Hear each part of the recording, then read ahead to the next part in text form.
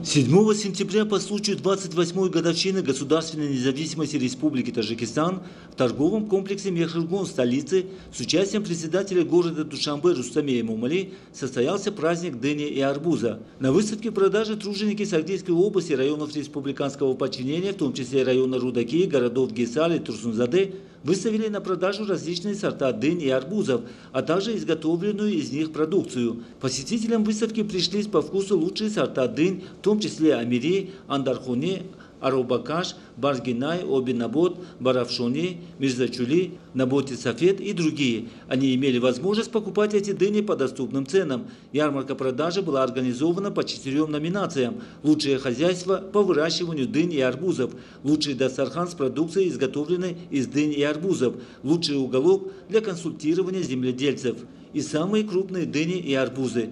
Первое место за активное участие в этом празднике было присуждено дехканам Ашского района. За выращивание дыни весом 20 кг первое место было присуждено дехканскому хозяйству Бегабад города Канибадан, а за самый большой арбуз весом 20 кг дехканскому хозяйству Муслим Мачинского района. Лучший уголок для консультирования земледельцев, который является одной из номинаций этого праздника, был организован именно с этой целью. Труженики не только представили свою продукцию на выставке продажи, но и ознакомились с лучшей практикой земледельцев в сельском хозяйстве. Целью проведения праздника дыни и арбуза прежде всего является обеспечение жителей и гостей столицы отечественной продукцией и развитие агрономической отрасли. Врачи считают арбуз одним из самых оптимальных средств для очищения организма от различных шлаков. Арбуз богат магнием, а магний в сочетании с кальцием сохраняет нормальную работу сердечно-сосудистой системы.